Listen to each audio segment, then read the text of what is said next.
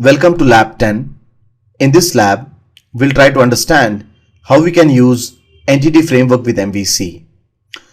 But before you proceed with this video, my suggestion is to go and see the Entity Framework questions and answers video series to have a better understanding of EF. Remember that this video will not explain Entity Framework in details, but is limited that how we can integrate Entity Framework with MVC. So it is not going to go in detail about how to use Entity Framework. So if you are interested to know in detail about Entity Framework, which is very essential in MVC, my suggestion is to go and see the EF questions and answers video series. So great. So we are at a stage where we have a customer screen. This customer screen does validations. It does validations both at the server side as well as client side. But how can fish stay without a water? How can kid stay without his mother? And how can an application be complete without using a database? This customer screen here is not complete without interacting with the database. So in order to interact with the database, we will be using Entity Framework. So the first thing is we need to go and create a customer table in which we want to store this customer code and customer name, right? So what I've done here, you can see that I have a very simple customer DB here. So on this customer DB, I'm going to go and create a new table with two fields. One is customer code and a customer name. So I will have one field here, customer code. For now, I'll just make it nvarchar of 50, and then I have customer name nvarchar of 50. I'll just name this as TPL customer. Great. So in order to use Entity Framework in a project, we need to reference it. So what I'm going to do is I'm going to go and use the NuGet package manager to add reference to Entity Framework to our project, right? In case you are new to NuGet, my suggestion is to go and watch the NuGet video which we have on Questpon VD, which will help you to understand NuGet. But in short, NuGet is nothing but it's a tool, by which you can go online, search the component what you want to add reference to your project, and just add it. So you don't have to go to the site, download the DLL and do all those things. So at this moment also, I don't want to go into the complication of searching Entity Framework, downloading it, adding referencing it. So what I'm going to do is I'm going to go to the NuGet package manager here, and I'm going to go online. So this needs an internet connection, and I'm going to search Entity Framework. Oh, there it is. It's already searched. Okay, so I'm going to go and search Entity Framework. There it is. Now you can see it's clearly written over here that Entity Framework is the Microsoft's recommended way of accessing data. Okay, so in other words, Entity Framework is nothing but it's a framework by which you can go and access databases like SQL Server, or you can go and access Oracle, etc. So I'm going to go and install this. So there it is. So the Entity Framework component has been added to my project. Just to quickly check, if it is added or not, you can see that in the references, I can see the Entity Framework assembly, or I can see the reference of the Entity Framework. So this confirms that yes, Entity Framework has been added to my project. Great. So we are all set. So we have the Entity Framework. We have our screen, right? So now it is just a matter of using Entity Framework and connecting this screen to our SQL Server database, right? Now, I have always been a fan of three-layer architecture. The benefit of dividing the project into user interface, a middle layer, and data access layer has its own great advantages, because your project is divided into sections, so you can manage them separately, you can organize them properly, and that makes your system much easy to understand and maintain in the coming times. Now, in our current MVC project, we almost have all the sections of three-layer architecture, but what we don't have is a data access layer. So we already have this enter customer UI. We have the customer class, which is our middle layer. But what is pending is the data access layer. Now, in case you have hard time understanding the mapping between three-layer architecture and MVC, I would suggest you to go through the whymvc video, which we have created in lab 6, where we have explained the mappings and where we have talked, how MVC has evolved. So let us go ahead and create this missing section of data access layer. And to create this data access layer, we will be using entity framework components, which we have just referenced via NuGet. Now, entity framework has many ways by which you can use in your project. So first is you can use the wizard and generate code. The second is POCO, and the last one is code first. So in the wizard approach, we rely on automation of EF. In the second POCO approach, we do semi-automation where some code is generated by the entity framework and some code we write. While the last code first is where we use the bare minimum DLLs of EF and do the data access. So in case you are not aware of these approaches, my suggestion is to go and see the entity framework questions and answers video series where we have explained each one of these approaches in a much in-depth manner. Now this series is targeted, so that you become a true MVC professional. So this video series, what we have here, it is targeted so that you become a true MVC professional. And for professional MVC projects, people use code first. Because in code first, we do not have any kind of auto-generated behind code, and we have complete control on our data access methodology. So in order to go and create your data access layer, or in order to go and use code first, so what I'll do is, let me go and create a folder here. So I'm going to go and add a new folder, and this folder I will name it as data access layer. So all the data access layer classes will lie in this folder. So I'm going to go and add a new folder here. So let's say this folder name is data access layer, right? So inside this data access layer, I'm going to go and add a class file.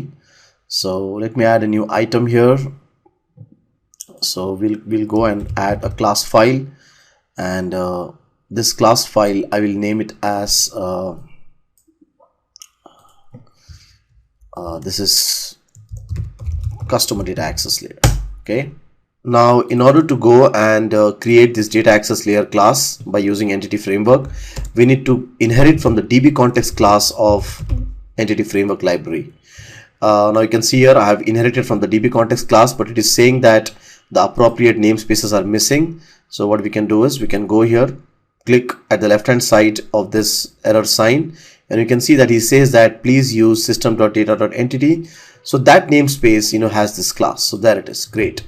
So in short, the expectation is that this customer DAL class will go to the database, fetch the customer data, and give us customer objects, right? So in other words, it is going to give us customer collection, right? So we need to go and reference here. So here what I'm going to do is I'm going to say here, okay, using, so here I'm going to go and reference the models, and we will say that this customer data access layer here will return a collection of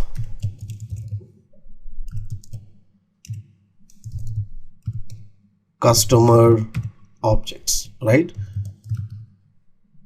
Now this dbset class is a generic class which belongs to the customer data access layer, and this dbset class is very specific to entity framework.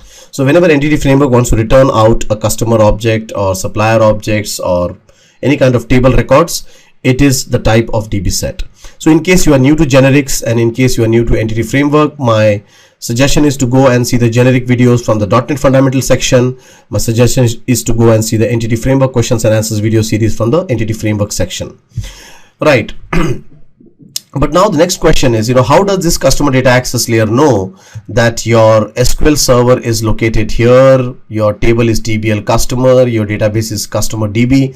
In other words, this customer data access layer needs to know the connection string, where the SQL server is, where the table is, etc., right? So let us go to the web.config file of our project. So you can see that we have the web.config file of a project here in the MVC. So there is a web config file, and as I've told previously that basically MVC and web forms, they all belong to ASP.NET. So these concepts like session variables, web.config files, those have not changed actually, right? So in this section we'll go and add a connection string section here, and in this we need to go and provide the connection string. Now the name of the connection string should be the same as your data access layer name class. So in this case, my context class is by the name customer DAL, so we need to go and provide the same name here in the connection string, right? And the connection string value. Now how do we get the connection string value, right? So in order to get the connection string value, the most easiest way is go to Server Explorer here. So here in the Server Explorer, let us add the SQL server name here, where our server is located. Our database at this moment is customer DB, right? So I've added the database to our Server Explorer. So in order to get the connection string, you can right click on this database name here, what has been added, go to properties, and in the properties you can find that there is a connection string property. So Control C this, right, and copy this over here. Great. So you can see that even the connection string has been added to the web config file name. Also we need to go and provide the provider name. Okay, so if you see over here, we have one more important property which we need to give the provider name. And the provider name is system.data.sql client. Great. So you can see that I have added the connection string in my web config file. The most important thing here is that the connection string name should be the same as the data access layer name class name, or whatever class name you have given here of the context class. It should be the same name here. Okay, nice. So we are almost set, but we need to do one more thing here. If you look to this name here of the class, it is customer class, right? And if you look to our table name, right, so if you go to our database, in our database our table name is TBL customer. Now how does Entity Framework understand that he has to go and load this customer class from this TBL customer? Because it is very much possible that you can have other name here of customer table, like must be customer 1 or customer 2, right? So how does he identify that I have to go and load this class from this table here called as TBL customer, right? So for that we need to go and provide the mappings as well. So we need to go and tell Entity Framework that this customer class here should be mapped with this TBL customer. So for that we have to go and say here override on model creating. So in order to go and do the mapping, we have to use this model builder object here, and we have to say here model builder dot entity, so dot entity dot customer. So this customer class is going to be mapped to the table TBL customer. Great.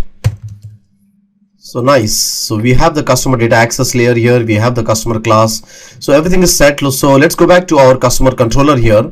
So in this customer controller, if you remember, the end user was going and filling that customer code and customer name, and he was clicking the submit button, right? Once he clicks the submit button, we were going and running the validations here, and in case everything is fine, if the model state is valid, we were actually going to the customer screen. So over here what we'll do is we will go and insert the customer object to the database using the Entity Framework DAL which we have just created. Okay, so the first thing is we need to go and import this data access layer here using hello world dot data access layer. Great. And over here I'll say customer data access layer DAL is equal to new customer data access layer, and then we'll say here DAL dot customers dot add. So add this customer object which has got flourished from the screen here. So you can see here this customer obj here which has got filled here. Add that customer object to the collection, and to do the to submit these changes to the database, you have to say here save changes. So you can see here we have created the object of data access layer, we have added the customer object to the collection, and then we have done save changes. Please go, again I'm repeating, please go and see the entity framework questions and answers video series. You will understand why this code I have written here. Okay, but in short, this customer data access layer here will help us to add, remove, update objects to the data access to the SQL server. So this customers.add actually does a in-memory updation. Okay, this is actually in memory, and when you call save changes here, he actually does a physical commit. So we are all set. So let us do a control F5. So there my application is running. So let me see if I can go and insert this record. And remember, we had given a format of the customer code. So let us follow that format. 3-letter characters, 4-letter number. Let me click on submit. And I have errors.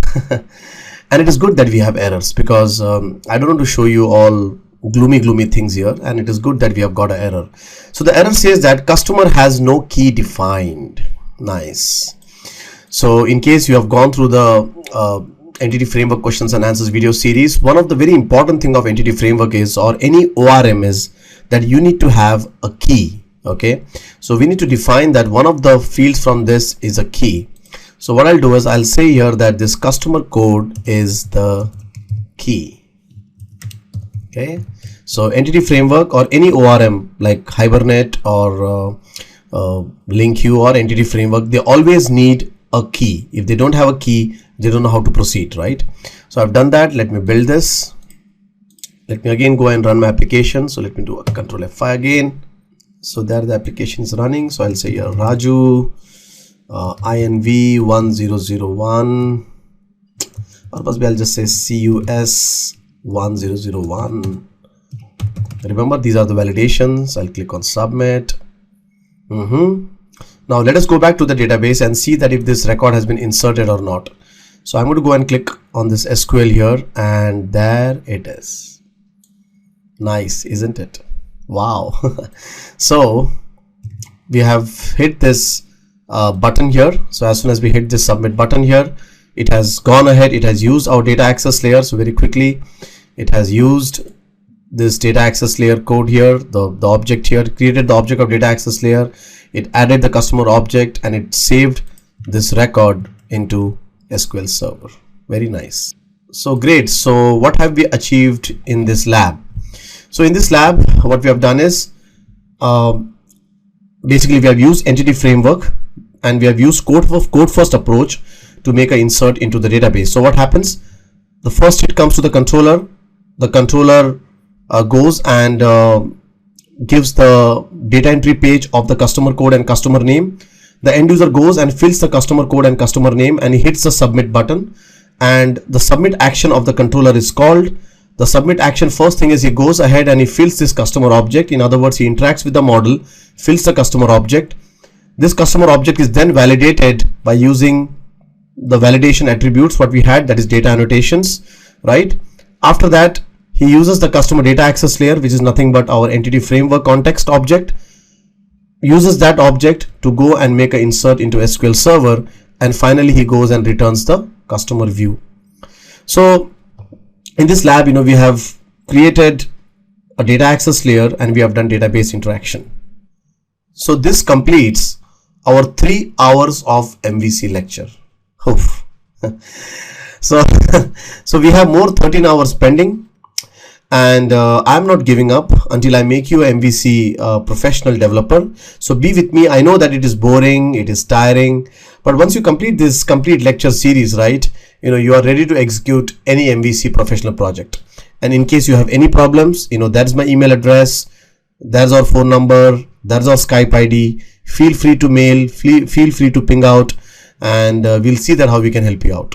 Thank you so much.